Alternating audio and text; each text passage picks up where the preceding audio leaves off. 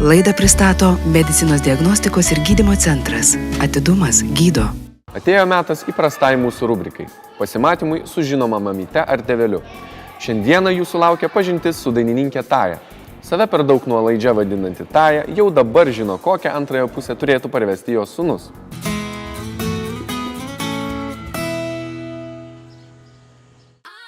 Jeigu reikėtų apie dainininkę Tają surasti bent vieną skandalingą bulvariniai žiniasklaidai tinkantį faktą, tai būtų tas pats, kas kalno ateiti pas Mahometą. Jokių provokacijų, jokių apsinuoginimų, jokio kąsnelio pikantiškų žinių ištroškusiai auditorijai. Nesinori man tos tokius negražius, purvinus tokius dalykus veltis, nes esu jautrus žmogus iš prigimties ir kažkaip jautriai reaguoju tas visokias tokias nesąmonės, tokias negeras situacijas, kažkaip pergyvenu paskui, niekada neskaitau komentarų internete. Taip matyti ir gaunasi natūraliai, kad ir nenoriu ir veltis į tai kažkaip. Net ir motinystėje Taja save vadina pernelyg minkšta, nuolaidžiaujančia mama. Iš pirmo žvilgsnio atrodytų niekuo neįsiskirianti asmenybė. Tačiau ilgus metus savo gerbėjų ratą turinčią dainininkę būtent už jos nuoširdumą, paprastumą ir atsidavimą šeimai myli publika. Žmonėms atrodo, kad jeigu tai rodo per televiziją, reiškia, tu esi populiarus, reiškia, tu esi populiarus. Jeigu tavęs nėra televizijose, žurnaluose, reiškia, tu esi kažkur dingęs, neįdomu. Du sūnus, 10-metį Nedą ir 3-metį Domą auginanti Taja kelerius metus beveik nesirodė viešuose renginiuose. Jos nuotraukų nesimatė žurnalų puslapiuose ir į vakarėlius ji nevaikščiojo. Mat visą save 100% atidavė šeimai. Metus laiko aš absoliučiai nieko nenorėjau. Man buvo taip gerai namuose. Aš nieko nenorėjau ten dalyvauti niekur. Man labai buvo gerai namuose, auginti vaikus, gaminti valgyti, tvarkytis. Ir tik paskui, žinoma, supratau, kad tai ir yra tas atitrūkimas nuo tavo veiklos. Man nesikūrė dainos absoliučiai. Ir paskui labai sunku įsivažiuoti. Tačiau tie namuose praleisti metai Tajai nebuvo nei nuobodus, nei sunkus. Juolab, kad ir antrojo sūnelio auginimas jokių rūpesčių nekėlė. Kai pirmą auginau, tai labai jauna buvau, kažkaip tai daug dalykų gal kažkaip lengviau apskritai žiūrėjau.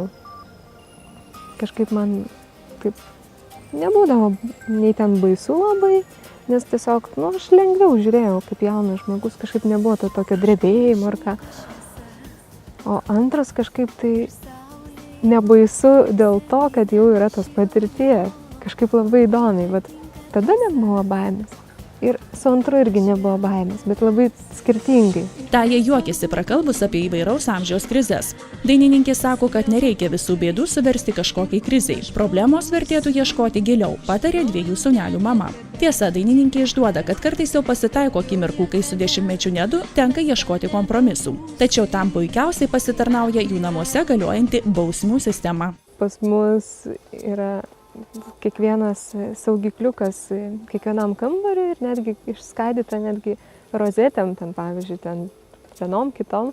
Tai aš labai lengvai atsidarau tą dėžutę, kur saugikliukai ir nuleidžiu vieną kitą, kur ten, pavyzdžiui, rozetės televizoriaus, kompiuterio ir tokios ir bausmės. Ten dar kažką gal apriboju. Vaikų auginimą dainininkai vadina ne darbu, o malonumu. Todėl ji visai nesibaido minčių apie dar gausesnę šeimą, apie 3 ar 4 vaikelį. Tiesa, yra keli stabdžiai, kurie įsijungia, kai Taja ir jos gyvenimo draugas pagalvoja apie dar vieną atžalėlę.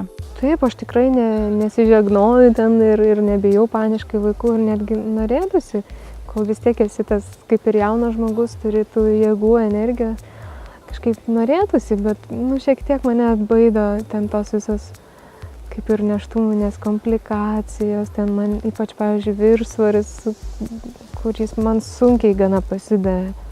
Kitom moterim pasižiūri, tai tokios lieknutės ten kažkaip lengvai nueina, o man reikėjo šiek tiek pakovoti. Tas labai kažkaip ir tas, kad vis tiek nenori tu pasitrauki iš savo veiklos mėgstamos. Baigiant pokalbį, jauna mama savo palinkėjo ne tik marčių, bet ir ištvermės, kantrybės bei daugiau griežtumo. Vis dėlto jo švelni šypsena ir žodžiai, kad esu gera mama, neleidžia abejoti, jog dainininkė sugeba taikiomis priemonėmis sugyventi su savo vaikais.